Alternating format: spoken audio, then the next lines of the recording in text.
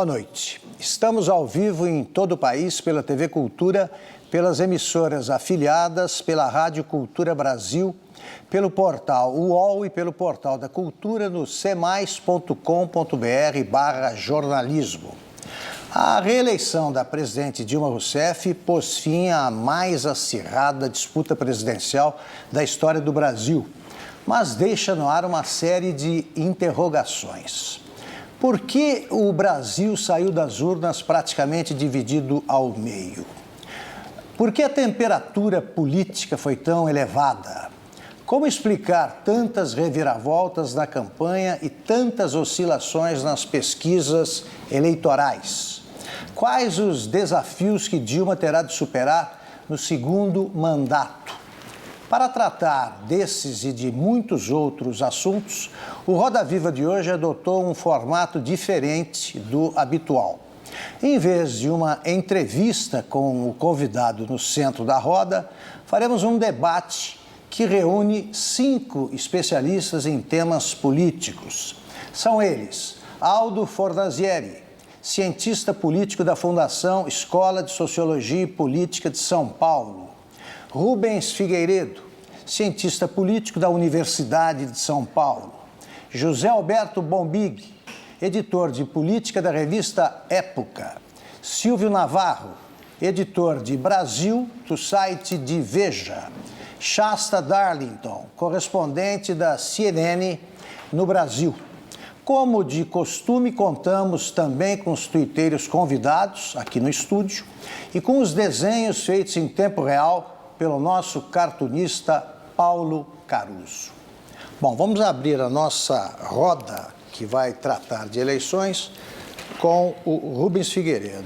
Eu queria perguntar a todos vocês qual foi o que mais chamou a atenção de vocês nesta eleição. Como vamos falar de tudo, vocês podem apontar destaques diferentes e depois trataremos de todos esses temas. Rubens. Boa noite, Augusto. Boa noite, meus colegas aqui de mesa. Eu acho que foram duas as grandes diferenças dessa eleição. A primeira foi, como você disse, Augusto, o vai e vem das pesquisas de intenção de voto, né? Para você ter uma ideia, de junho para cá, a Dilma ganharia no primeiro turno, depois ela iria para o segundo turno com a Marina, a Marina passou na frente, depois a Marina deixou o segundo lugar, foi para terceiro, a Aécio foi para segundo, a Aécio passou na frente da Dilma e, finalmente, a Dilma, na reta final, acabou vencendo a eleição. Então, se fosse um jogo de futebol, seria 5-4, com várias viradas, quer dizer, foi longe de ser monótono a disputa. E outra coisa que me chama muita atenção é que a oposição conseguiu quase metade dos votos válidos sem fazer efetivamente oposição. O Aécio Neves não é o líder oposicionista. O PSDB foi defender o legado do FHC um mês atrás, um mês e pouco atrás. Quando o PT se elegeu em 2002, o Lula se elegeu, o PT tinha sido contra tudo que o PSDB fez e o Lula não gostava do cabelo do Fernando Henrique, da voz do Fernando Henrique, do jeito do Fernando Henrique se vestir. Então ele virou uma referência para a sociedade. Essa grande oscilação e o fato de, em julho, 35% ainda estarem indecisos ou votando branco e nulo, mostra que a sociedade estava muito confusa no quem representava o quê, querendo mudança, mas não querendo arriscar. Perfeito. Silvio Navarro. Acho, Augusto, que singularidade dessa eleição foi a vitória da Dilma.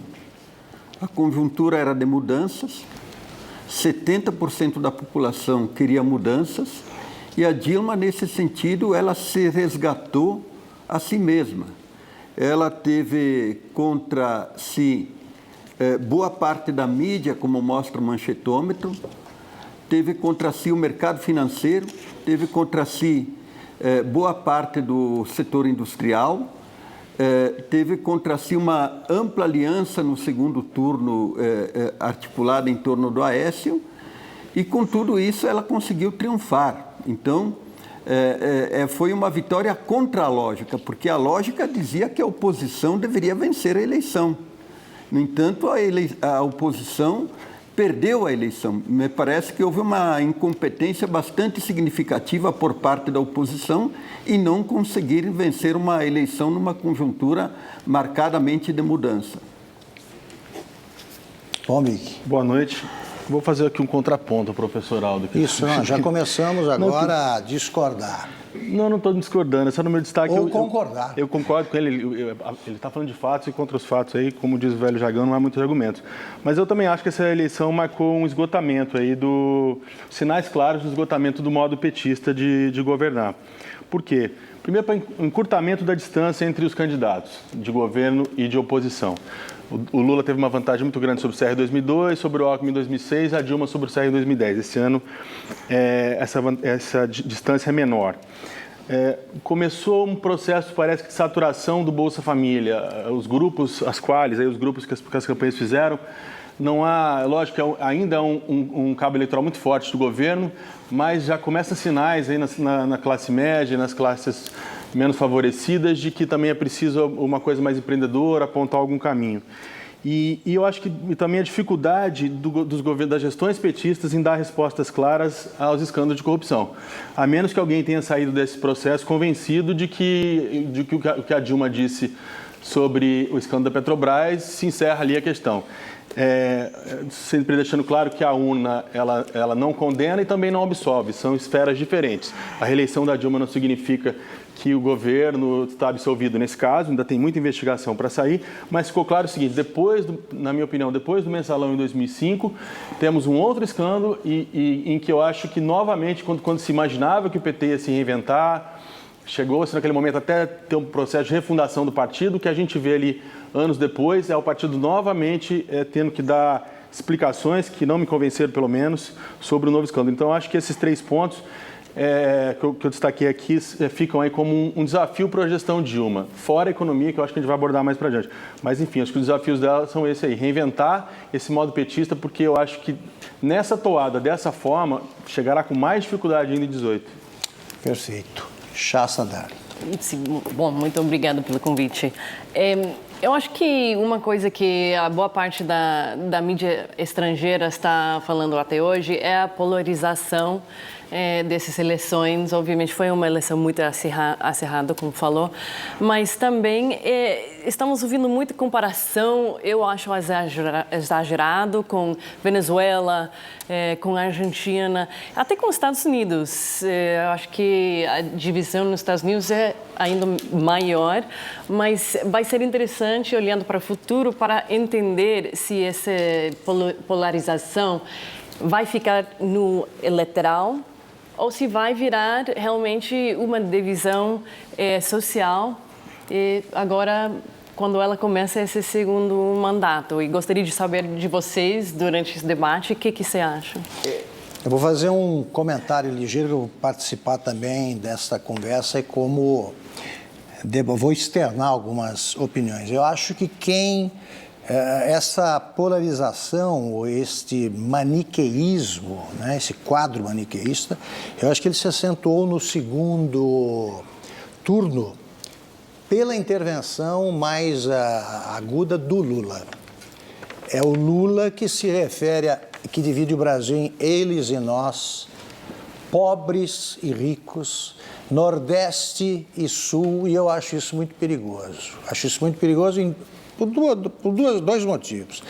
Primeiro, que o Brasil não é um país tão pacífico quanto o próprio brasileiro tenta acreditar que seja. O Brasil tem uma história de beligerâncias aí muito grande. O Brasil viveu uma guerra civil em 1932, foi guerra civil, fora os conflitos localizados. Depois, cria problemas para a própria Dilma, porque ela se referiu já no discurso, eu acho que corretamente, no discurso de vitória, à necessidade do diálogo, que é absolutamente inviável neste momento.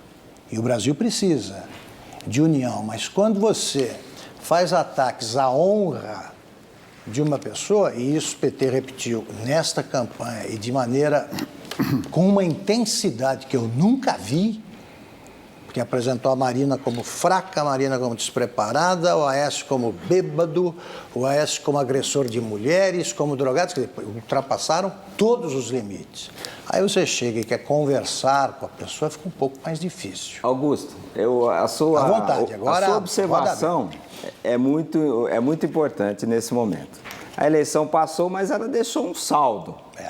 Alguma coisa fica.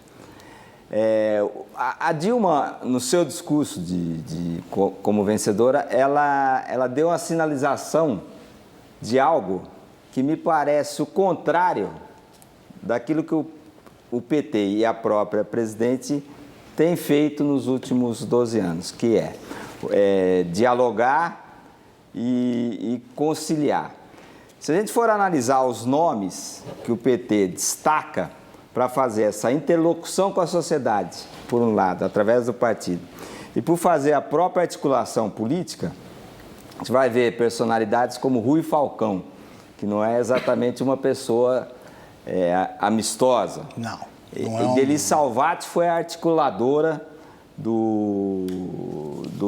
política do Ricardo Berzoini. Ricardo Berzoini também tem essa personalidade. O Aloysio Mercadante, que hoje ganha destaque por ter sido coordenador da campanha, também não é uma personalidade com esse perfil. E, além disso, vai ter o episódio da Petrobras, com desdobramentos no Congresso. Então, nós chegamos numa situação do PT que não tem esse estilo, vai ter que fazer uma conciliação no meio ambiente profundamente adverso, que é o meio ambiente onde a oposição vai querer pegar, denunciar as questões referentes à Petrobras. Essa me parece uma dificuldade grande nesse começo. Roda aberta. Eu me permito a discordar. Eu acho que uma eleição não é um convite para jantar entre amigos. Eleição é embate, é ardil, é astúcia. Essas questões morais, do meu ponto de vista, é legítimo que se discutam publicamente. Eu acho que a conduta pessoal ou social de um candidato, ela interfere na vida política. Nos Estados Unidos, elas têm um peso enorme. Por exemplo, um determinado candidato que teve uma determinada conduta, sequer ele pode continuar levando adiante a sua candidatura. E aqui no Brasil a gente passa a mão por cima. Sim, Aldo, de uma mas você série não pode, você depende, se você pode dizer tudo o que quiser de um candidato, desde que seja verdade. Mas tem você não pode, fato. sem prova, você não pode falar que alguém agride mulheres e você não tem prova nenhuma. Tem documentos na imprensa. Quais? Tem a própria coluna do Juca Kfouri Tá, e assim isso por diante. isso é uma coluna. Tá, mas isso é uma afirmação, não é uma prova. A imprensa documentou amplamente não, isso. documentar amplamente é publicar uma foto. Então, não há fotos. É um fato conhecido. Não há testemunhas. Então, peraí, mas espera um pouco, Augusto. Aldo. Não há alguém que se assuma como testemunha. Assim, eu vi. Ninguém. Então, o Juca, meu amigo Juca Kfouri, ele se refere a uma pessoa que viu cujo nome não é revelado. Agora, então, o perfil desenhado do Aécio Neves me faz supor que se o Lula fosse adversário da Dilma e quisesse falar o que circula pela internet, ele colocaria em questão até preferências sexuais da Dilma, iria insinuar que tem coisa para ele nisso. Isso vale? Eu acho que a conduta moral, seja do ponto de vista pessoal ou seja do ponto de vista social, vale. Vale, porque a conduta moral, ela termina tendo uma incidência na vida pública. Então, mas então... O público, o eleitor, tem o direito de conhecer a personalidade do candidato. Eu acho que isso entra, não quero falar muito não, porque vocês é que precisam falar. Você acha, então, por exemplo, que o Lula agiu direito ao tentar expulsar o jornalista Larry Roeder, que disse que ele bebia? É outro problema. Não, mas o Lula não bebe? Ordem. Ali nós não estamos numa eleição, quer dizer, eu acho que agiu errado. Sim, numa eleição vale tudo. Vale aquilo que é legítimo, aquilo que é legal, aquilo que não se contraria a lei. Também... de qualificar o Lula de bêbado. Mas acho que também o problema aqui é que não ficou só com os candidatos e os políticos. Esse tom que estamos discutindo agora chegou na rua, né? Ou no Facebook. todo mundo estava atacando os amigos, os ex-amigos. Isso que estou falando. Isso vai acabar ou isso vai ficar marcado a sociedade? Vamos ter uma divisão social agora? Não, eu discordo disso. Veja o seguinte, quer dizer, a política, a democracia, ela é, antes de tudo, conflito. Qualquer teórico da democracia definiu a democracia como conflito. Evidentemente que ela pode produzir consensos, mas esses consensos são resultados de conflito. O Maquiavel, por exemplo, dizia que as boas leis e a boa ordem nasciam dos conflitos sociais. E o que acontece no Brasil? Acontece no Brasil que nós temos uma oposição de conveniências. Então, se sair uma oposição forte agora, que ela seja bem-vinda. E ela tem que ser combativa e propositiva. Eu acho que uma oposição combativa e propositiva vai ajudar tanto o Brasil quanto o governo. O problema é que as questões entre governo e oposição até hoje sempre foram escamoteadas. Há uma oposição de conveniência, um compadrio entre governo e oposição. É isso que nós não podemos aceitar no Brasil. Esse conflito tem que ser... Acho que é conflito, sim. Você só não pode entrar no vale tudo. Gostaria de saber a opinião pessoal do senhor sobre dois momentos da campanha. O momento daquela propaganda do Banco Central, uma peça de publicidade ali que, no meu ponto de vista... Contra a Marina. Ultrapassa qualquer... fazer uma ligação entre a autonomia do Banco Central e o prato de comida sumindo. Pode não ser uma baixaria, mas eu não consigo entender isso como bacana. E o que o senhor achou da declaração do Lula no Nordeste comparar os tucanos aos nazistas? Eu acho que isso foi um exagero evidente, né, essa comparação. Não há nenhum termo de comparação. E essa questão do Banco Central é muito controversa. O próprio Fernando Henrique Cardoso se declarou contra a independência do Banco Central. E a proposta da Marina era claramente de independência do Banco Central. Há uma diferença entre a autonomia do Banco Central e a independência do Banco Central. Mas não rebaixa o debate quando, em vez do candidato aparecer e dizer, olha, o candidato Marina Silva está falando da autonomia do Banco Central, nós somos contra, por isso... Dizer isso que o Otto falou. Então, isso eu acho... Agora, não rebaixa o debate quando você diz assim, olha, vai privatizar o Banco Central, isso vai tirar a comida da sua mesa. Aí eu acho que a gente perdeu uma grande chance, na minha opinião, de uma das eleições que mais acirraram os ânimos, mais atrai... A eleição a gente já vinha de 2000, é uma eleição que começou em junho de 2013, né? Se a gente for... Um certo exagero começou lá atrás. Depois a gente teve o episódio trágico da morte do Eduardo Campos, que teve o 7-1, que já baixou a bola, não deixou que a festa da Copa contaminasse um pouco a eleição. Teve a tragédia do Eduardo Campos e as atenções se voltaram para essa eleição. E daí fica uma sensação, como a Shasta disse, de que nós perdemos uma grande chance de uma eleição que atraiu muitas atenções e nós rebaixamos o debate assim, de uma forma... eu me lembro dos meus tempos de movimento estudantil que o debate tinha um nível mais alto. O debate da eleição de 89, eu acho que teve um nível mais alto do que a desse ano. E numa eleição em que o país todo, quase todo, pelo menos, condenou o que a campanha do Collor fez contra o Lula. Mas, Bombig... Exatamente, você tocou exatamente no ponto que eu ia falar. O Lula, que comandou, que entrou na reta final, nesse segundo turno da campanha, para comandar essa, eu vou chamar de baixaria, porque eu acho que foi uma baixaria o que foi feito, ele foi vítima em 1989 de algo... É bom você lembrar o episódio. Então, portanto, então acho que muita gente Lula, não conhece. Lembra o episódio? Sim, que apareceu uma parente dele, né? Uma ex-namorada chamada Miriam Cordeiro, que disse que tinha sido induzida pelo Lula a fazer aborto. O Lula disse que aquele foi o dia mais terrível da vida dele. Fora a rede de Exatamente. boatos de Então, que se ele vencesse, iam tomar metade da sua casa, isso contaminou o país. Tem uma onda de boatos de que você vai ter que dar, você tem 2 carros, você vai ter que dar uma coisa... Só para finalizar, Bombinho, o que eu acho o que espanta, o que chama a atenção, é ele aparecer para cumprir esse papel. Ele é um ex-presidente da República. Ele aparecer para cumprir esse papel, por ter sido vítima no passado de uma situação como essa e pela figura que ele deveria ter de ex-presidente da República. Você não vê um ex-presidente da República, por exemplo, Fernando Henrique Cardoso, cumprir esse papel, fazer esse papel na campanha. Sobre isso, só um pitaco aqui nesse debate do acirramento, uma campanha ser a mais acirrada, a menos acirrada. Uma campanha acirrada, na minha opinião, ela até fortalece a democracia. Até não, ela fortalece a democracia, ela revitaliza a democracia.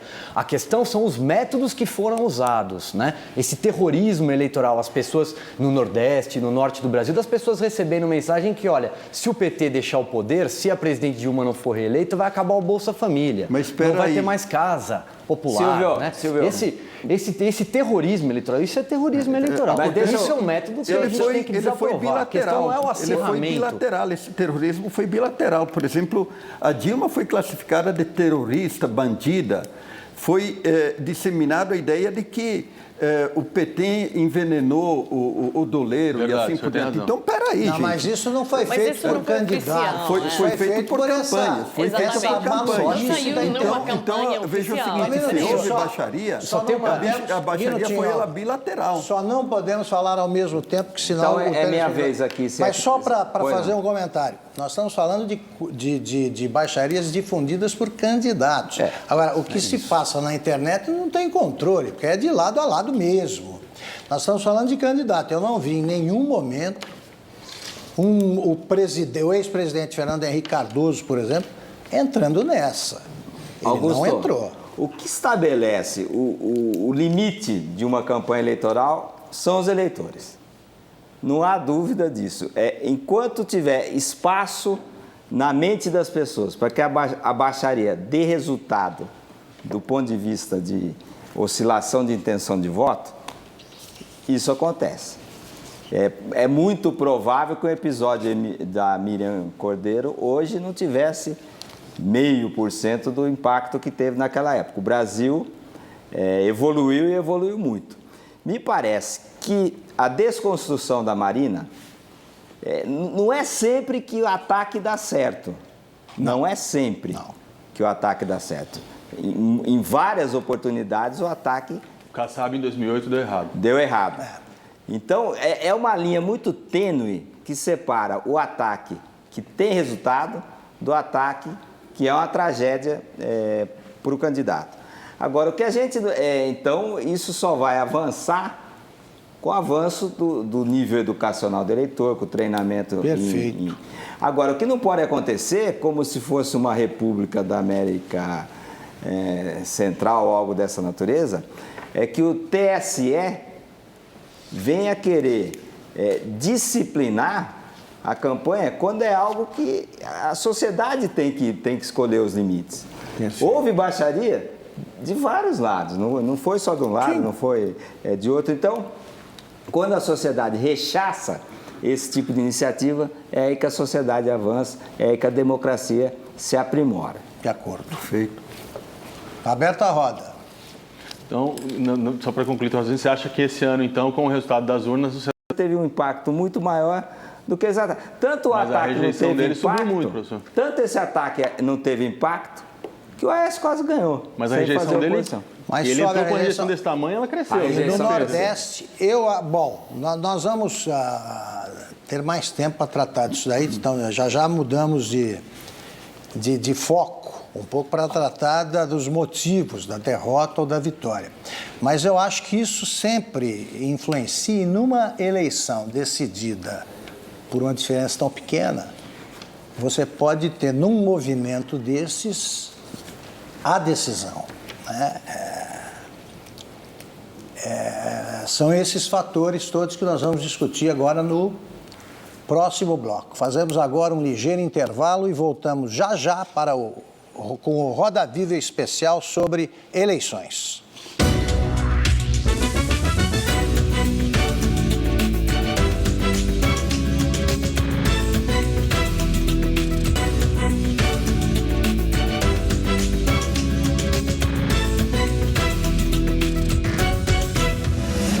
Voltamos ao vivo com o Roda Viva especial sobre eleições.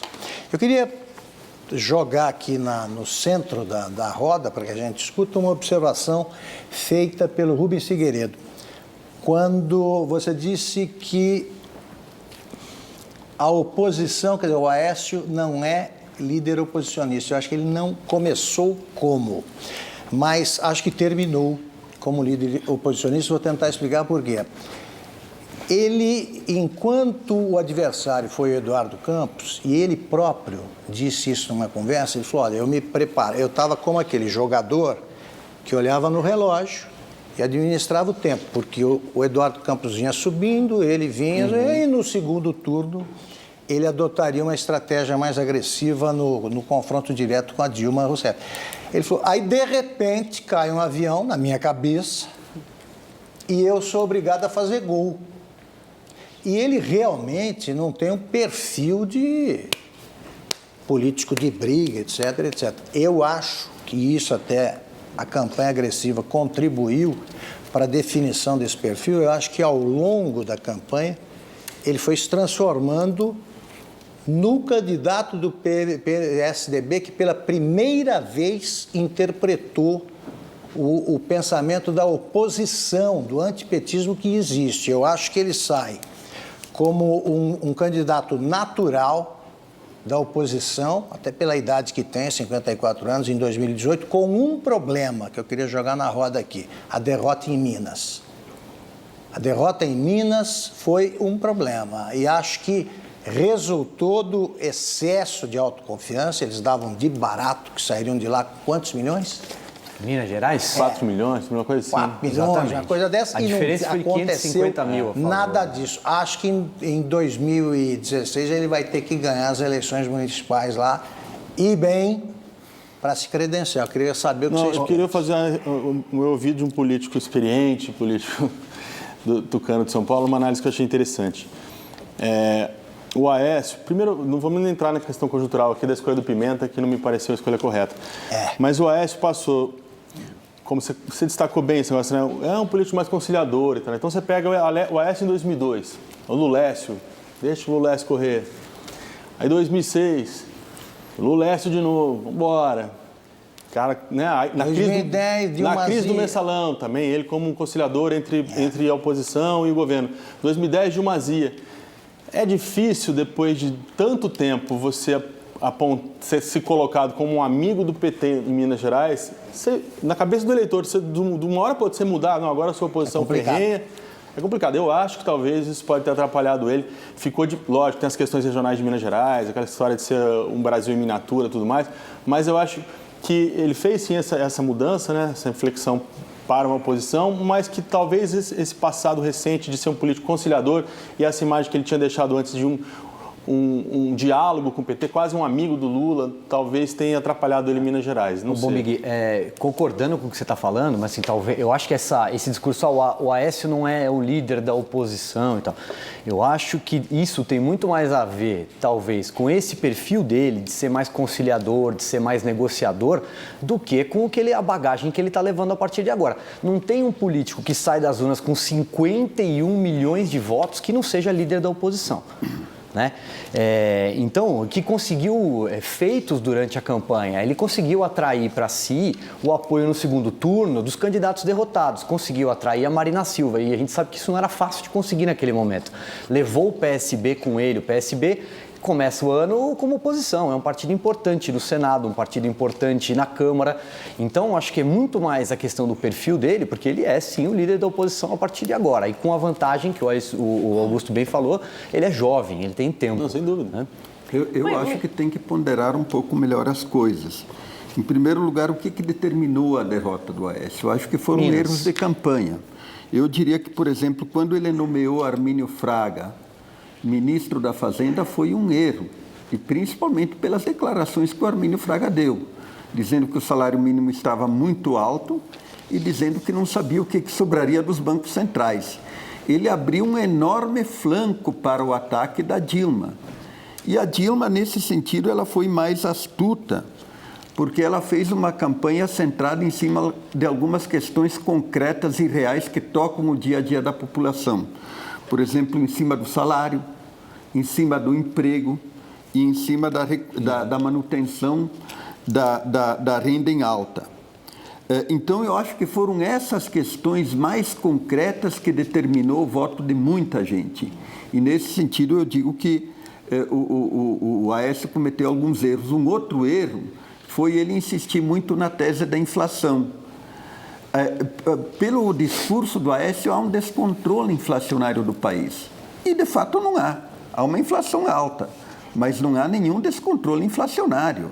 E a população percebe que isso não é real, não bate com a vida real.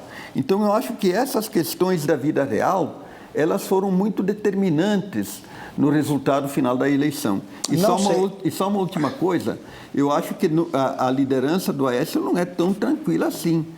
Se o Alckmin passar incólume pela crise da água, ele vai surgir como um candidato potencial muito forte, como possível candidato a presidente do PSDB. Aí nós estamos falando sobre hipóteses.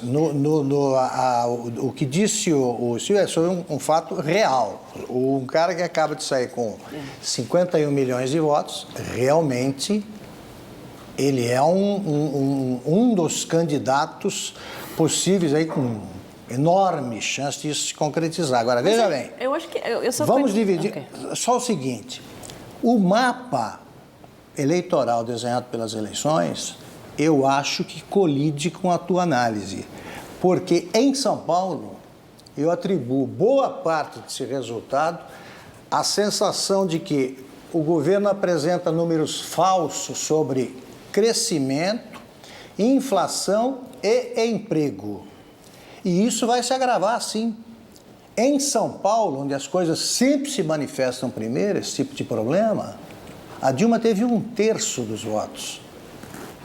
Então, a gente falar, esta pregação não funcionou, eu acho muito mais fácil constatar que funcionou a tática do medo sobre o Bolsa Família, porque eu acho que só isso explica o fato de a Dilma ter conseguido quase 80% dos votos no Maranhão, que tem 50% dos habitantes dependentes do Bolsa Família.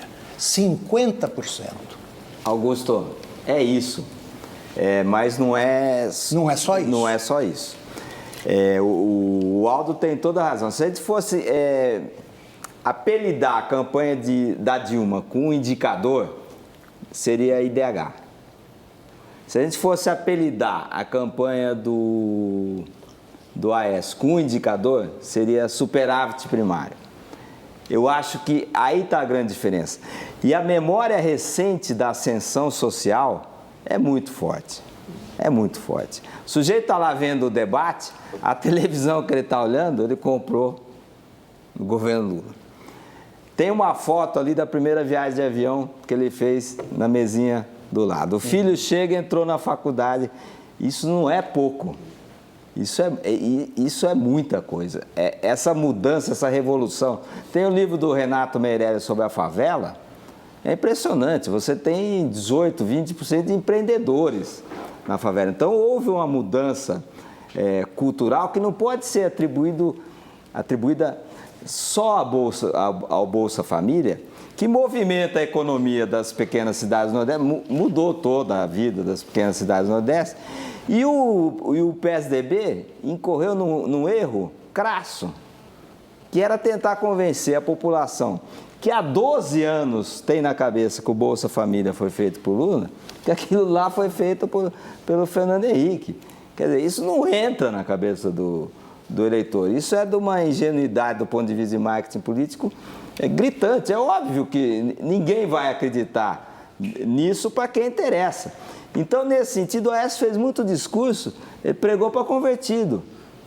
Então, quando saía do debate, você fazia as pesquisas, o Aécio ganhava o debate em quem o indeciso continuava indeciso, como os nossos indecisos aqui, que o Paulo brincou, os tuiteiros.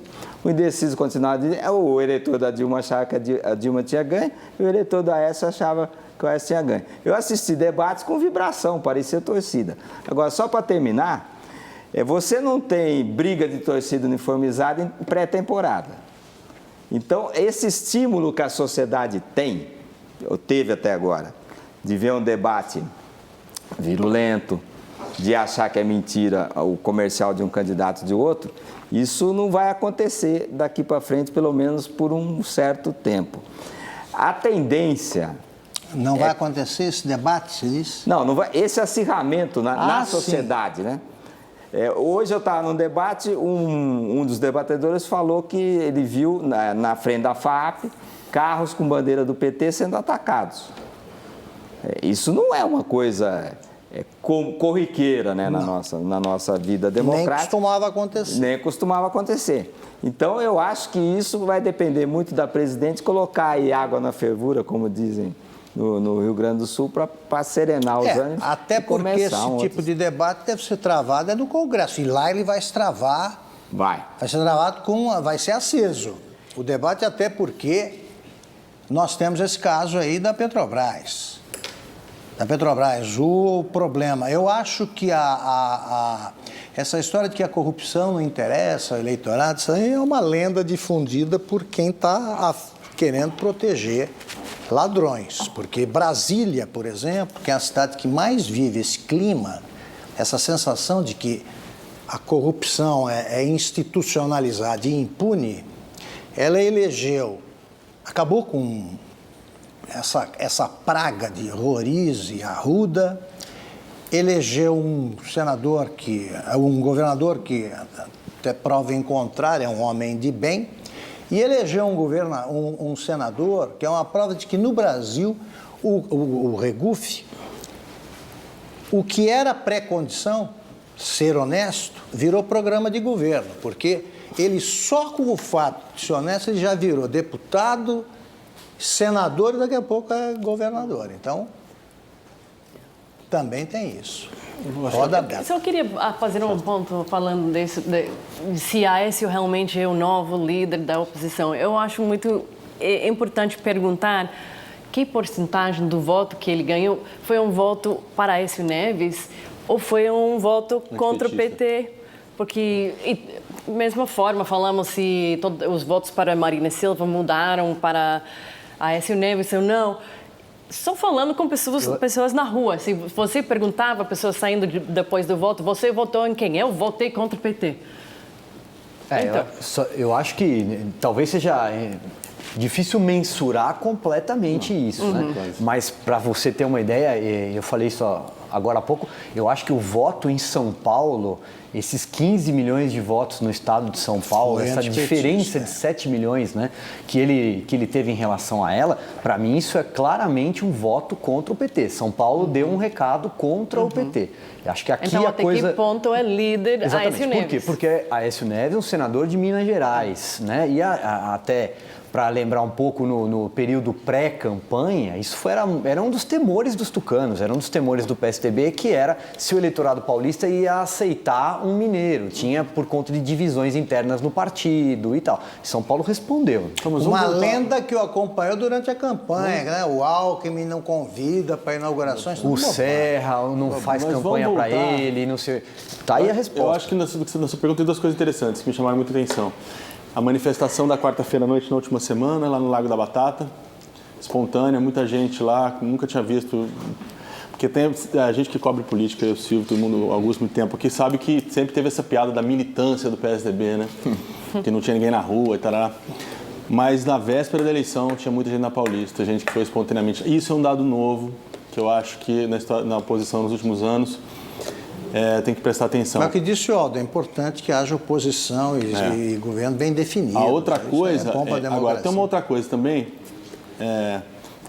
eu mesmo fazendo contra-argumento disso, que é o seguinte, a eleição, o mapa da votação mostrou o seguinte, você olha o vermelhinho azul, é praticamente igual, você bota o Aécio, bota o Alckmin, bota o Serra, bota a Dilma, bota o Jacques Wagner. Então tem sim dois campos muito estabelecidos hoje, na minha opinião, na política brasileira, e quem você coloca lá vai bem no Nordeste, vai mal no Sul. Então eu não consigo, eu acho difícil, eu nunca vi, é difícil, eu acho que o governo de São Paulo é uma trincheira mais forte, como disse o professor Aldo, tem que sair da crise hídrica, tem que recuperar a capacidade de investimento do Estado, tem que... O final da gestão Alckmin foi de debelar a crise, né? Debelar a crise. Polícia violenta, não sei o que. Se ele encaixar um governo, o Estado de São Paulo é uma cadeira muito forte, é uma caneta muito poderosa. E não consigo ver isso no Senado.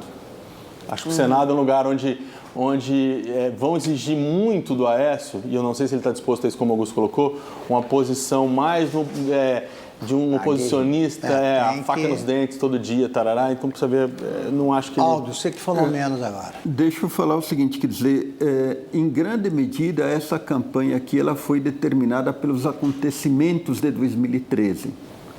Sim. O que De aconteceu em 2013? 2013? Das manifestações. Exatamente, quer dizer, surgiu um movimento dirigente, que era o MPL, e esse movimento ele perdeu o controle daquilo que aconteceu nas ruas.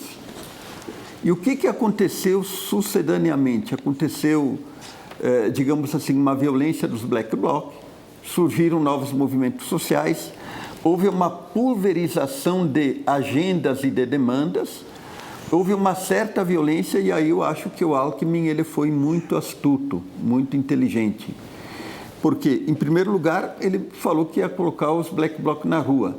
Porque acontece o seguinte, quando surge um movimento de massa e se ele não tem direção, a sociedade começa a se assustar e ela quer uma direção. E se não surge um grupamento progressista e de esquerda capaz de dar a direção, quem dá a direção é o conservadorismo. E, nesse sentido, o Alckmin pegou esse mote, atacou os Black Bloc, destruiu e derrotou a greve dos metroviários, e isso fez com que ele se credenciasse para uma boa parte da sociedade conservadora de São Paulo, que viabilizou uma reeleição tranquila dele. Então ele mostrou muita habilidade nesse processo todo. E é nesse sentido que eu vejo ele como um líder que se credencia para 2018 com uma envergadura muito forte, porque ninguém governando o maior estado do país, que tem a maior concentração do eleitorado do país, ele vai abrir mão tranquilamente da candidatura para a presidência da República com todas essas credenciais. Eu queria fazer um comentário sobre o que disse a Shasta, porque é o seguinte, né, Shasta? Como o Silvio lembrou bem, é impossível mensurar né, quem votou no Aécio pelas qualidades que enxergou no Aécio e quem votou contra o PT, mas o outro voto é a mesma coisa, porque a Dilma, quantos votam na Dilma pela Dilma? Ou votam na Dilma porque tudo votam bem, no PT? concordo, mas se lembramos Votam que no em 2013 todas essas pessoas saíram para a rua pedindo mudanças.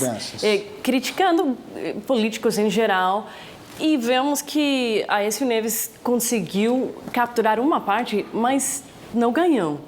E nos Estados Unidos, a gente sempre fala, é nesse contexto, é estranho que um ano depois disso, a oposição não ganha, né? Não, mas então, se pode falar disso. O discurso, tudo bem. como disse o Aldo, o discurso da mudança, primeiro ele permeou todas as campanhas e todos os discursos, né? Até os nomes das coligações aludiam à mudança. E segundo, os protestos atingiram a como popularidade não foi- de todos os políticos. Não, com certeza. como não De se A a Z, transformou toda a classe política num movimento sofreu. organizado, ele se distribuiu. É. Ele se distribuiu, porque ninguém organizou. Não. Isso aí, agora, eu digo o seguinte, que é mais um fator possível de crise. Nenhuma das causas das manifestações de 2013 foi removida. Sim, Nenhuma. sem dúvida. Continua igualzinho o Brasil. A qualquer momento você pode Exatamente. ter a volta toda disso razão. aí. Tem um tempinho? Claro, todo tempo. Eu organizei um livro sobre 2013 recentemente e eu brinco Está aqui Ô, doutor. o livro, né? A Sociedade Enfrenta o Estado. Isso. E eu brinco no começo que houve um AVC sem pressão alta.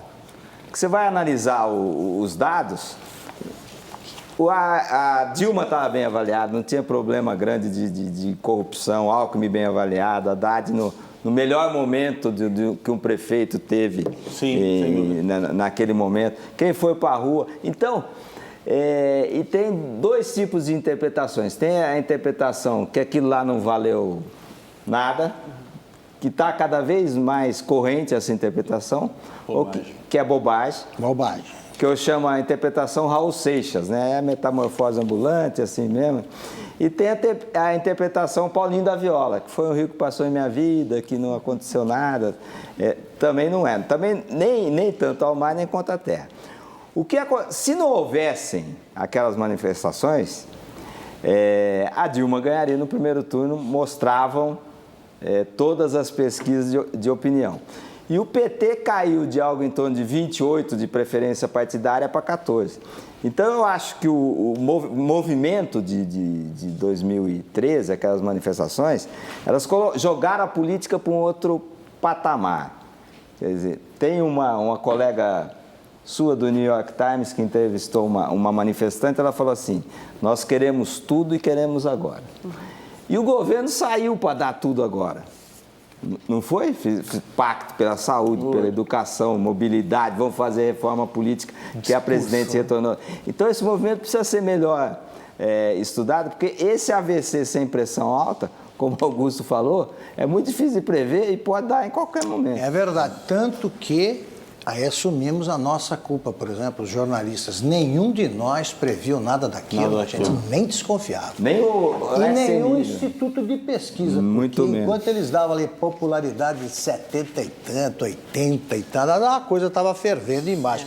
A tua definição é muito boa, é uma AVC sem pressão alta. Um adendo rápido. Primeiro, um adendo que ninguém previu, mas que me chamou muita atenção. O Fernando Henrique, numa entrevista para a Época, em março, soltou uma frase que era: há um sentimento mudancista no ar. Caíram de pau, dizendo que a mulher apresenta 63%. 2 meses depois, a gente viu que havia. Acho que ali estão fora do político experiente. Sim, eu queria dar o crédito aí ao presidente, ao ex-presidente ter dito isso. Mas acho que sobre junho, o professor Aldo apontou uma coisa interessante. Me parece que o governo de São Paulo, por exemplo, junho obrigou os políticos a ter que ir para o embate, a ter que mostrar a cara e contra-argumentar com a sociedade. O governo Alckmin veio fazendo isso ao longo do mandato dele, quando chegou na reeleição já tinha retomado o patamar. E me parece que a campanha da Dilma foi a oportunidade que o governo dela teve, aí com 11 minutos no primeiro turno, põe mais 10 no segundo, para fazer a defesa do governo. E aí ganhou, também fazendo a defesa desse governo, né? Então, quer dizer, olhar só o resultado da urna e dizer: não, só porque a oposição não ganhou em São Paulo, a oposição não ganhou no Brasil, 2013 não deu nada. Não, no mínimo obrigou os governos a dialogar ou se expor um pouco mais com a sociedade. Sem a menor dúvida. E não deixa, aparentemente paradoxal a vitória do candidato do Sérgio Cabral no Rio, né? Sim. Porque o Sérgio Cabral acabou se transformando numa espécie de símbolo, né, do alvo principal dos manifestantes. Agora, não nos esqueçamos de que o Sérgio Cabral teve de sair de cena, deixar o governo mais cedo. Não entrava em casa. É isso aí. Cada um à sua maneira conseguiu. Os políticos, ali, no final das contas, cada um à sua maneira conseguiu se recuperar. O Cabral, com essa retirada, essa saída estratégica de cena, mostrou-se eficaz, né? À vontade, estamos aí com a roda aberta. O eleitorado do Rio de Janeiro deu um sinal de muita maturidade nesse processo. Porque o Pezão era quem tocava as políticas públicas. Teve aquela inundação na zona serrana do Rio. O Pezão estava em todos. O famoso encontro na padaria com a presidente Dilma Rousseff. Com a presidente. Então, a política pública lá ia melhor do que o governador. O governador tem aquele Mangaratiba, queria de helicóptero, levava a Fifi, que era o poodle, esquecia vestido, voltava. Então, do ponto de vista... aparece na turma do guardanapo, em Paris. Então, do ponto de vista de comportamento, é uma tragédia grega de altas proporções. Agora, as políticas públicas melhoraram, os investimentos melhoraram, e o eleitorado soube diferenciar quem administra com seriedade de quem é um fanfarrão. Isso foi um sinal de maturidade. A eleição a eleição do Rio de Janeiro parece ser a eleição da rejeição, né? Ganhou quem tinha um pouco menos. O Cabral tinha uma rejeição altíssima, mas a rejeição quase ganhou da escondido, votação. Né? O Cabral não apareceu na campanha, o Pezão escondeu o Cabral na campanha inteira. E tem que lembrar que o adversário no primeiro turno era o ex-governador Antônio Garotinho, que o segundo Instituto de Pesquisa tinha quase 50% de rejeição. Então, tudo que o Pezão queria naquela época era que o segundo turno fosse contra o Garotinho, dada essa votação que o Crivella teve, que é outro que também tem uma rejeição enorme, ligado à Igreja Universal do Reino de Deus, etc. Né?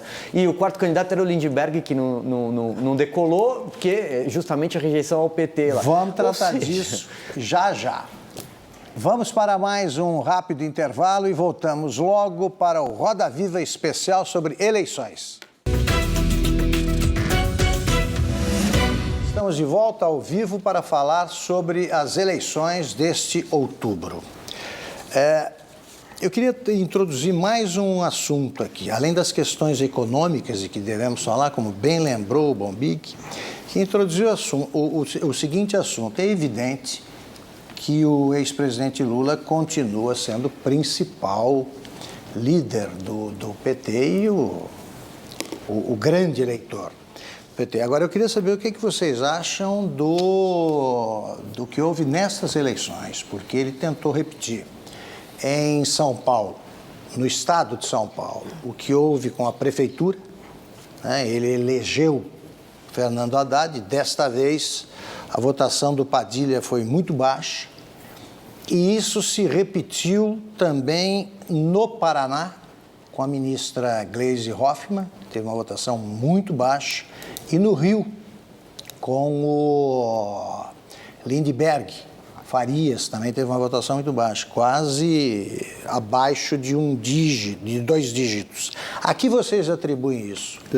Me permita apresentar uma tese. Eu venho discutindo esse assunto há tempo e tenho acompanhado esse assunto, e eu não acredito na tese da existência de um grande eleitor.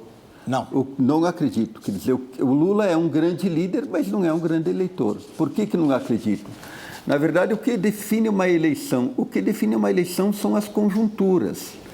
E eu uso, digamos assim, uma metodologia e entendo que existem 2 grandes tipos de conjunturas. Ou a conjuntura é de mudança, ou ela é de continuidade. E o que aconteceu? Por exemplo, em 2002, a conjuntura era de mudança, o Lula ganhou. Em 2006 era de continuidade, o Lula ganhou. Em 2010 era de continuidade e o Lula ganhou. E agora de mudança. O que aconteceu em 2012? Em 2012 era evidente que a conjuntura era de mudança aqui em São Paulo, porque o Kassab estava mal avaliado. Por isso que não foi o Lula que elegeu o Haddad, foi a conjuntura que ajudou. Eu, inclusive, fiz uma aposta na época que qualquer um dos 3 candidatos que fosse para o segundo turno contra o Serra venceria a eleição. Mas em 2014... Em 2014... Era de mudança? Era de mudança, e por isso que foi uma eleição contra a lógica. A lógica, porque sempre há exceção nas regras. Então, a lógica dizia que a oposição deveria ter vencido essa eleição. E por isso que eu digo que a Dilma ganhou contra a lógica. Por que ela ganhou contra a lógica? Aí temos que analisar, talvez, erros que a oposição cometeu e, talvez, um conjunto grande de acertos que a campanha da Dilma proporcionou. Mas a lógica diria que a Dilma perderia a eleição porque a conjuntura era de mudança. Então, veja o seguinte, quer dizer, aqui em São Paulo, no caso do Padilha, a conjuntura era de continuidade. Por quê? Porque o Alckmin se recuperou no processo pós-2013.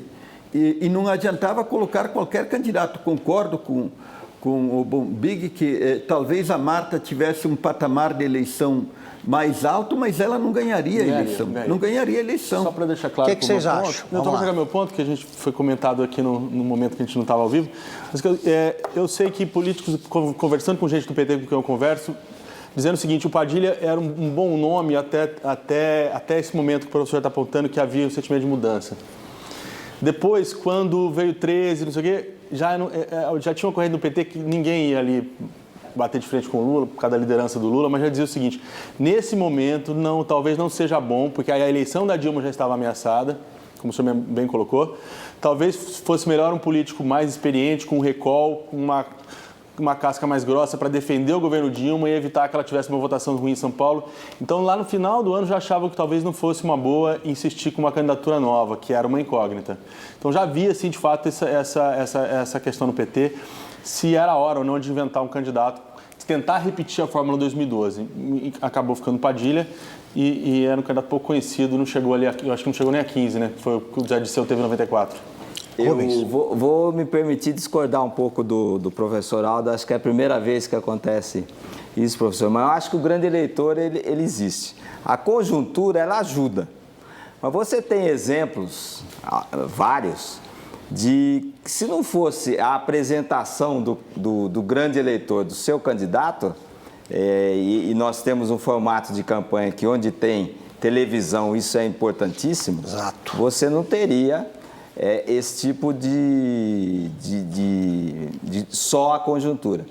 O Lavareda, que esteve aqui outro dia, fala que na eleição da Dilma, para o eleitor que não sabia quem era o apoiador, perguntava-se assim, e se o Lula apoiasse o Serra? E esse eleitor votava no Serra. Tem vários. O Greca, que era prefeito de Curitiba, elegeu Cássio Taniguchi, que era um contador da prefeitura. O Maluf elegeu o Celso Pitta, que também era completamente desconhecido eleitorado. O Fleury, quando foi eleito com apadrinhamento do Quessa, começou com 2%. É lógico que a conjuntura ajuda, mas você falar que o Lula, com todo o carisma, o Lula foi o presidente ídolo. Eu concordo absolutamente. Concordo. Ele foi o presidente, ele tem uma capacidade de comunicação que se eu não desligar a televisão e eu não for lulista, eu começo a querer votar no candidato que ele está falando. Quantas vezes você ouviu o Lula eleger um poste, elegeu dois... Né? Primeiro poste era Dilma, segundo poste era Haddad. Fila para tirar foto com ele. Veja o seguinte, esse é um mito que foi criado. É um mito que foi criado, porque se isso fosse regra, como é que se explica que o Lula, então, não elegeu Padilha? Exato. Esse que é o problema. Aí é que eu pergunto.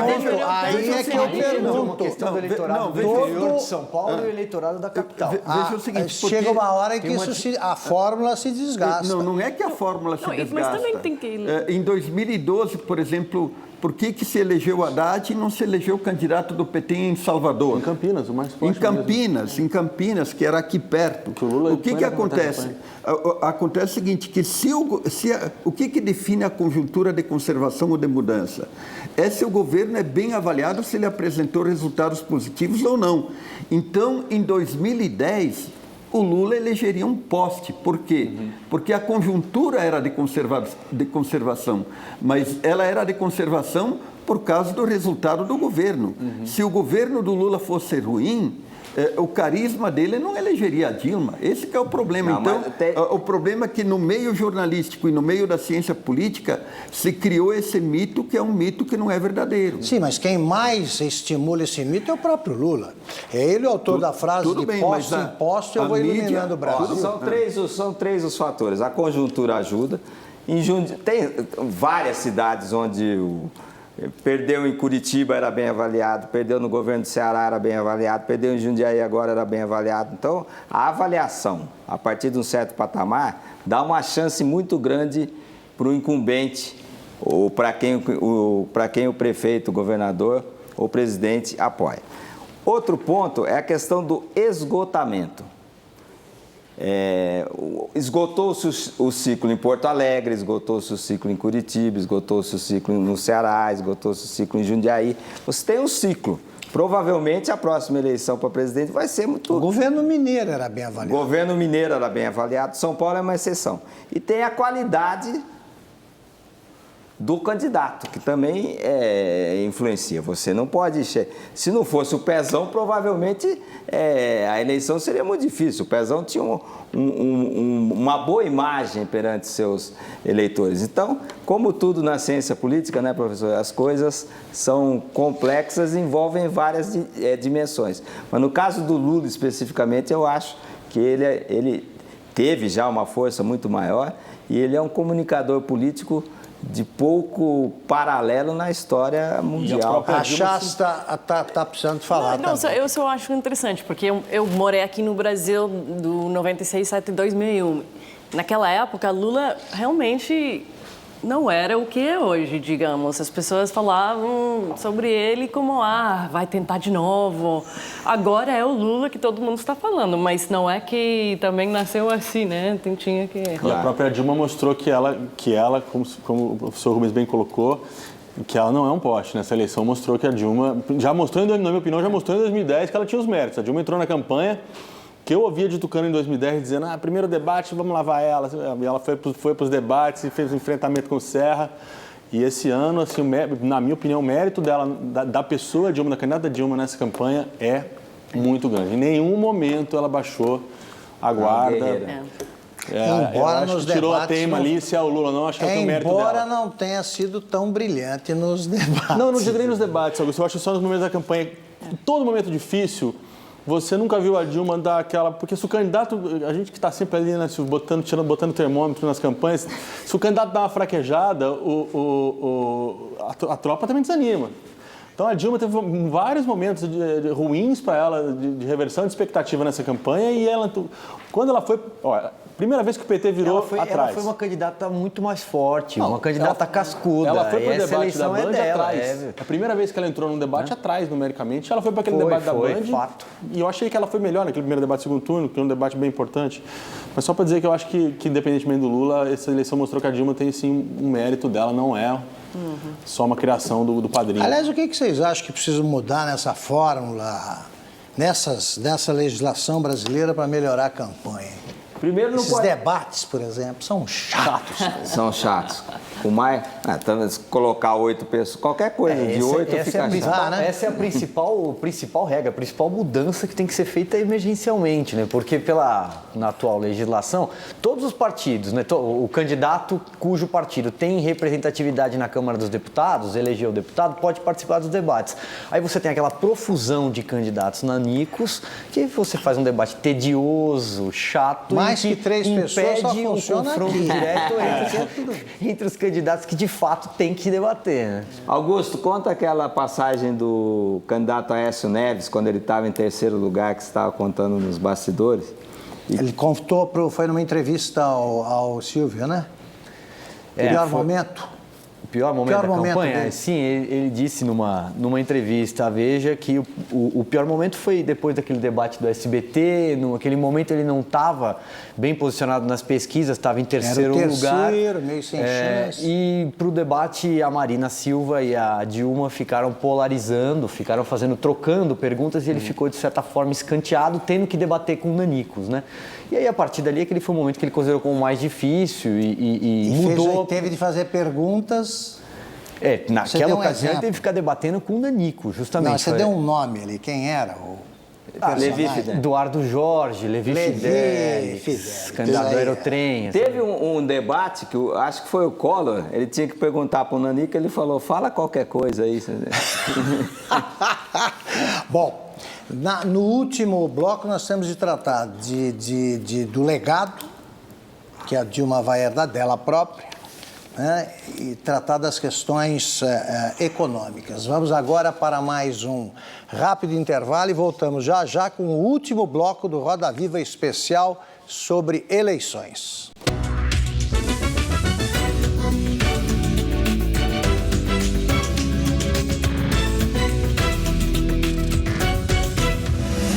Voltamos ao vivo com o último bloco do Roda Viva especial sobre eleições.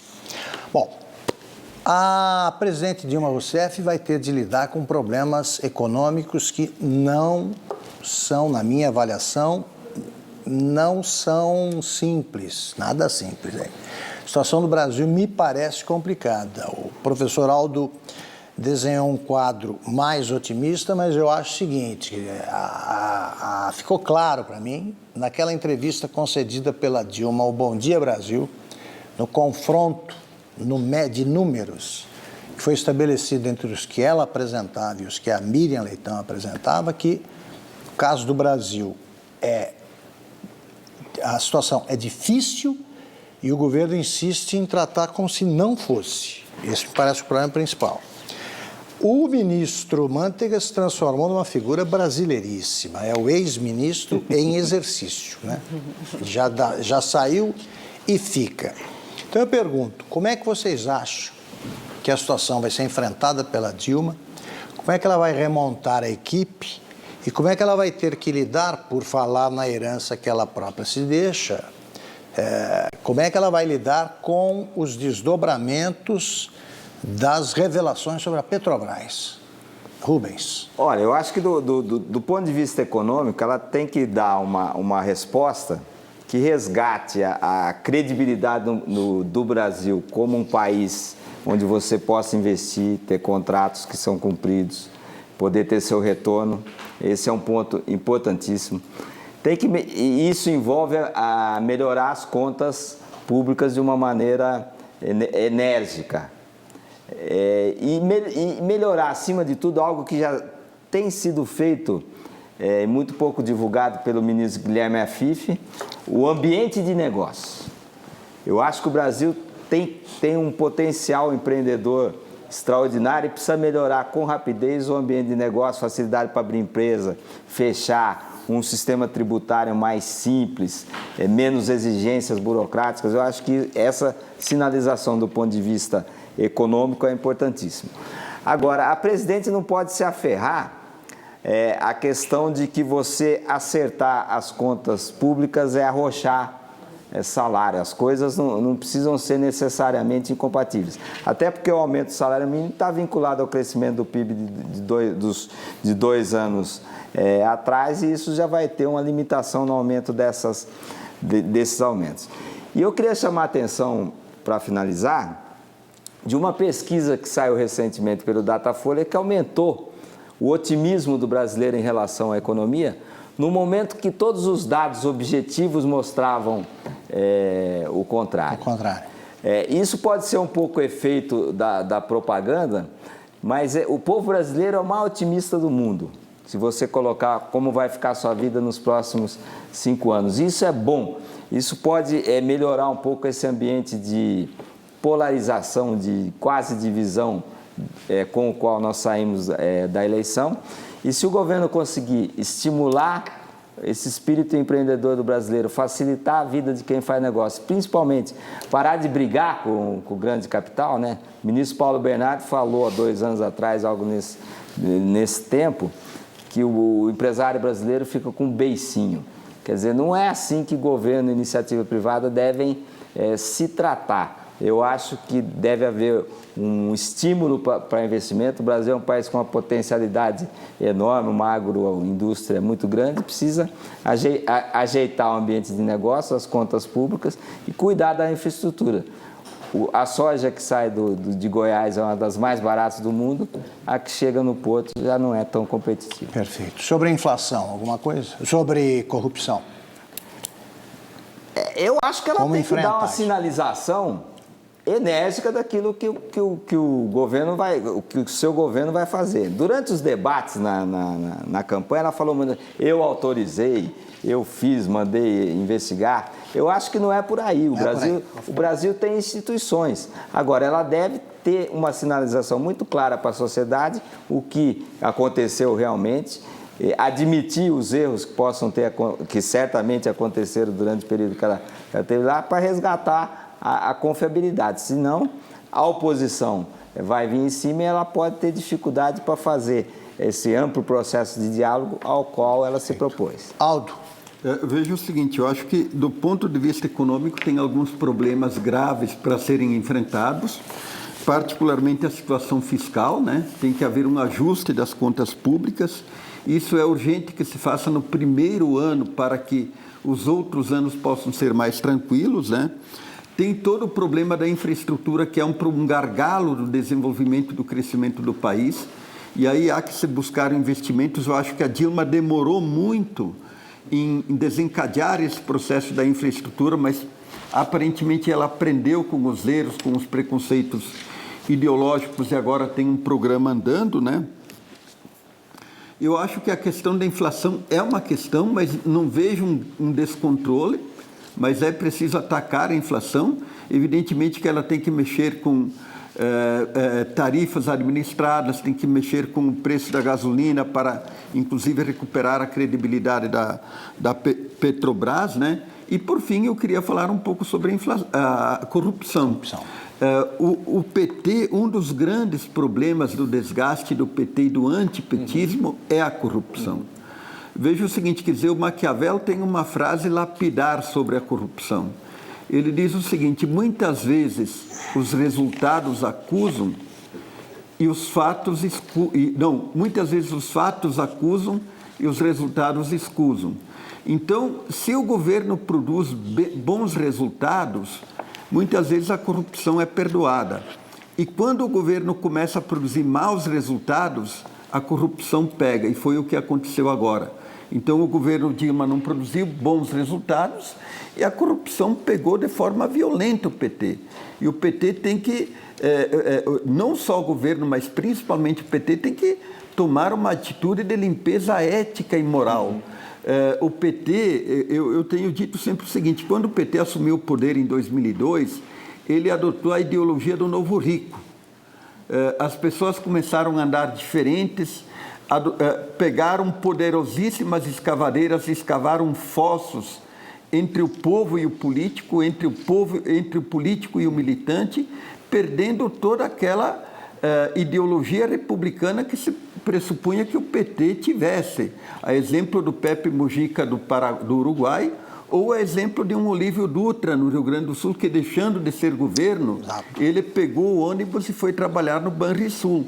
Então, essa ideologia da simplicidade, essa ideologia da frugalidade, essa ideologia de que o grande líder tem que estar junto com o povo, ela tem que voltar com o PT, para que o PT não seja um partido de gabinete e não seja um partido corrupto. Perfeito. Shasta.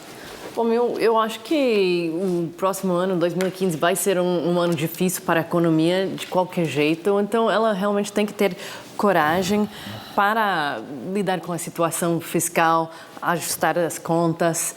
E, obviamente, o primeiro passo, a primeira medida vai ser nombrar o novo ministro, que ela falou que vai fazê-lo, né? Apesar dos comentários hoje do ministro presente. Então, eu acho que quem for, isso vai mandar a mensagem da importância que ela vai dar. Ou, por exemplo, a situação fiscal, ou se realmente vai assumir que os resultados das eleições justificam um pouco a situação econômica. Então, temos que esperar esse anúncio e esperamos que venha logo para mandar esse sinal e acalmar os mercados. Como sabemos hoje, reagiram com bastante pessimismo, né? Eu acho difícil entender, Augusto, desculpa, eu ia chamar o Bombig. Você, depois o Bombig. Difícil entender por que terminar o governo, tem aí mais 2 meses, com um ministro que não vai ficar, né? Ela poderia facilmente anunciar que rumo o país vai tomar. Eu li a coluna da Raquel Landim na Folha.com, dizia usava exatamente essas palavras. Diga qual é o rumo que o país vai tomar. Nomeie logo quem é o seu ministro da Fazenda, presidente Dilma. A senhora já disse que vai mudar, né? Dizer, governo novo, time novo. Então anuncia logo, diga para onde o país vai. Sobre economia, vocês falaram bastante coisa, a questão de ajuste fiscal, tarifa, acredito que ela vai ter problema com tarifa ano que vem. Acredito, ao contrário do que o professor Aldo disse, eu acho que a volta da inflação é iminente. Mas só para tocar no tema da corrupção, que eu acho que é muito importante.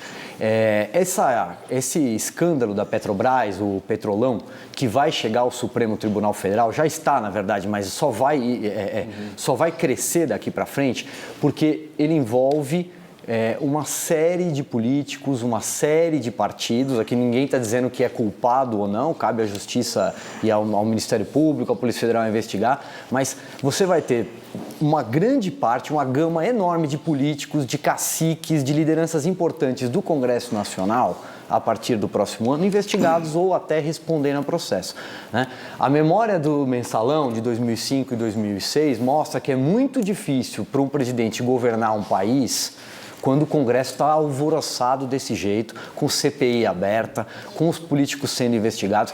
Eu acho que esse Congresso Nacional, no ano que vem, e tudo indica que o Petrolão, né, descoberto pela Operação Lava Jato da Polícia Federal, tem proporções maiores e muito maiores do que o Mensalão, eu acho que vai ser um ano muito complicado para ela nessa relação executivo-legislativa.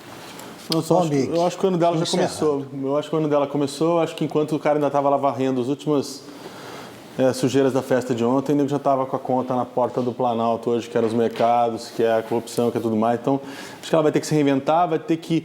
Esse discurso do manda soltar, manda prender, que ela usou na campanha por causa do Petrobras, não vai funcionar mais.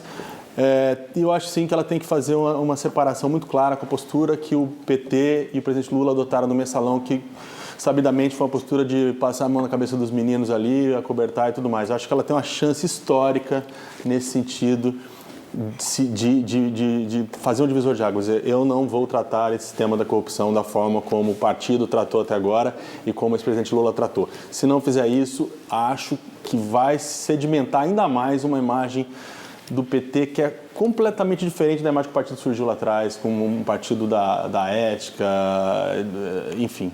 Eu acho que a Dilma tem um desafio muito grande na economia.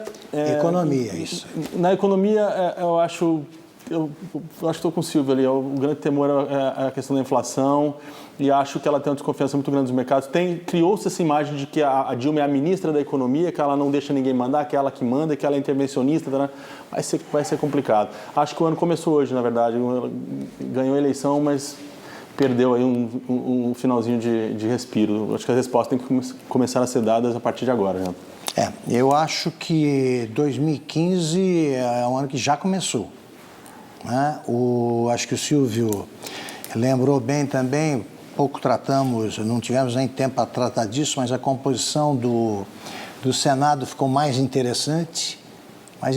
Você tem figuras, né, de diferentes partidos e com experiência política suficiente e estofo moral suficiente também para impedir que qualquer Renan da vida seja presidente, vai ser mais complicado.